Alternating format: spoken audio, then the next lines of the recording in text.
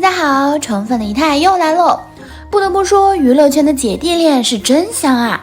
前脚刚爆出张雨绮与李秉熙牵手逛街，后脚谷嘉诚与陈小云同回酒店的消息又炸了。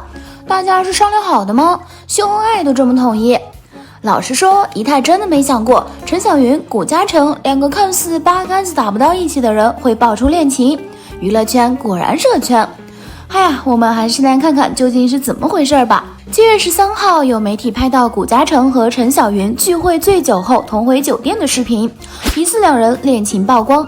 从视频中可以看出，当晚谷嘉诚和至上励合成员张远一起聚会，聚会结束后，三人接连走出酒吧。这时的谷嘉诚已经喝得大醉，全程都由张远搀扶，而一旁的陈小云负责打车。车来了之后，忙前忙后的张远没上去，谷嘉诚和陈小云走了。然后下一站就是酒店前台了。陈小云办完入住以后，扶着旁边那位醉酒 boy 向房间走去。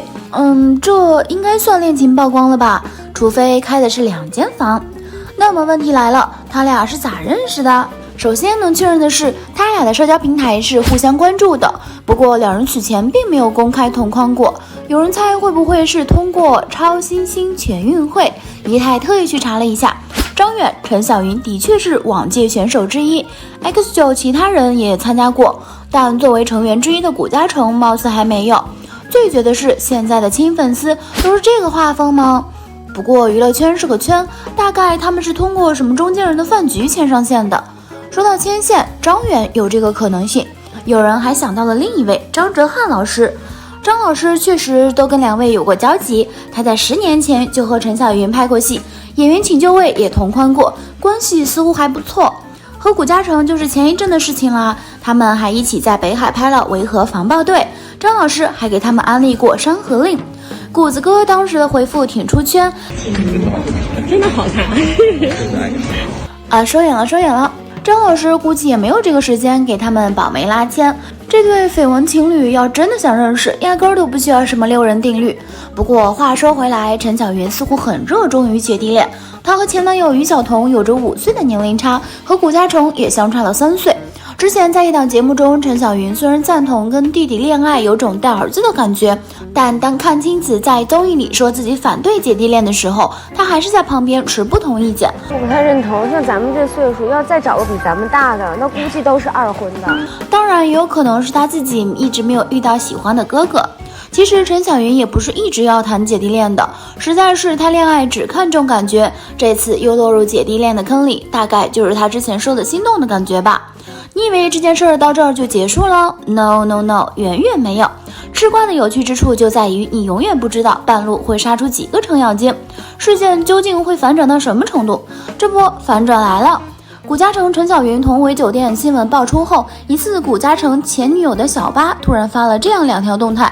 第一条是3个吐了的表情，面对网友质疑蹭热度，小八回击：去年我谈的时候被骂无缝衔接，但那个时候他也谈了啊，去年就被人骂蹭热度，这次我不怕。随手翻了一下评论，关于谷嘉诚和陈小云啥时候在一起的问题，竟然有了答案。啥？去年10月份就在一起了，今年7月才第一次被拍到，这届狗仔竟然这么不给力。第2条动态的信息量也很大，谷嘉诚的前女友表示，谷嘉诚曾经想向自己借钱买热搜。此外，他还撒谎成性，两个人在一起的时候，谷嘉诚曾多次暗示小八送自己礼物。最具有戏剧性的是，谷嘉诚居然切走了女友半块香皂，这是什么迷惑行为？这位女友对谷嘉诚也算是非常好了，不远千里来照顾他，为他洗内裤。都说男人是吃着碗里的，看着锅里的。两人在去年7月分手，而谷嘉诚还曾在去年10月跟别人打听他过得怎么样，对他还有没有感觉之类的。事实上，当时谷嘉诚已经在和陈小云谈恋爱了。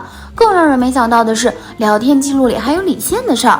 通过小八晒出的聊天记录可以看到，谷嘉诚在聊天中说李现就住在自己楼下，没事儿他还去找李现聊天，甚至还吃过李现做的饭。聊天记录看到这儿，姨太还以为谷嘉诚和李现关系很好呢，结果下一秒就被这位前女友狠狠打脸了。谷嘉诚自己也想不到，自己的女友和李现竟然是朋友。李现不仅说自己和谷嘉诚完全不认识，还相当实诚的吐槽谷嘉诚是个装逼侠，这回复也是相当耿直了。谷嘉诚直接来了把社会性死亡。当然啦，涉及第三人的爆料，在没有确认真假之前，我们也不好判断。不过看得出来，这姐是杀疯了。当然，古嘉诚的骚操作还不止于此，一边在女友面前假装跟李现很熟，一边又相当自恋的说自己是个暖男，顺便还内涵了自己的队友肖战。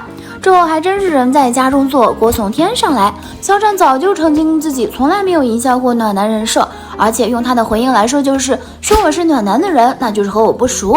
古嘉诚曾经说的也不红，倒是爱蹭，倒是完完整整的反馈到了他自己。当然，早前古嘉诚的翻车次数也不少，比如在高考时送祝福的奇葩言论，粗话随口就来，实在让人观感不适。之前还因为点赞吐槽王一博有匪的视频被质疑是蹭热度，真是人不可貌相啊！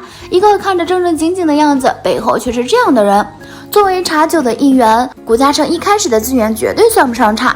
肖战被大家熟知的网剧《哦，我的皇帝陛下》里也是给古嘉诚当男二的，但奈何一张扑克脸以及演技问题一直没有能捧火。虽然也参演了《锦绣男歌》《维和防暴队》等阵容还不错的影视剧，但就是差点运气，热度一降再降。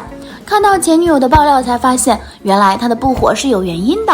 古嘉诚和肖战同属于 X9 少年团，两个人曾经是一同出道的好友。从聊天记录可以看出，古嘉诚嘲讽肖战的时间是2020年3月份，当时肖战正在经历227事件，处于被全网黑的阶段，没有一个艺人为他说话，肖战只能独自往前走。古嘉诚嘲讽肖战落井下石的意思很明显，这些话确实能看出一个人的人品。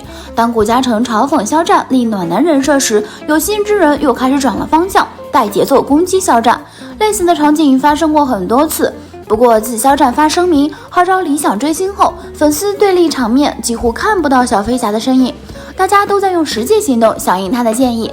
当黑粉继续扮演小丑时，他们只是在欣赏自己一个人的表演。暖男，肖战需要立这样的人设吗？不需要。为何？如果是温暖的他，在227发生后还能复出吗？227黑粉无所不用其能的攻击肖战，抵制肖战的声音，即便是现在也从未真正消退。当肖战拿起法律武器起诉那些无端造谣的人后，他们才逐渐收敛自己的行为。所以善良不是义务，肖战的刚才是他最好的人设。一同经历227的粉丝也最认同他的隐忍和刚强。能从逆境中走出来的肖战，已经向大家证明了自己可以是各种人设。不过这样私下内涵自己的队友，可见古嘉诚真的人品一般。原本无人伤亡的恋情，却被前女友这样助攻，这大概是古嘉诚最火的一次了吧？不知道后续是古嘉诚拿出证据说女方造谣，还是女方继续爆料啊？毕竟这事儿还牵扯到了其他艺人，不给个说法，貌似有点说不过去。嗨，咱们还是一起蹲个后续吧，持续吃瓜 RNG。好啦，今天的视频呢就分享到这里啦。如果喜欢 C 太的视频，就请多多点和关注， C 太每天都会更新精彩娱乐资讯哦。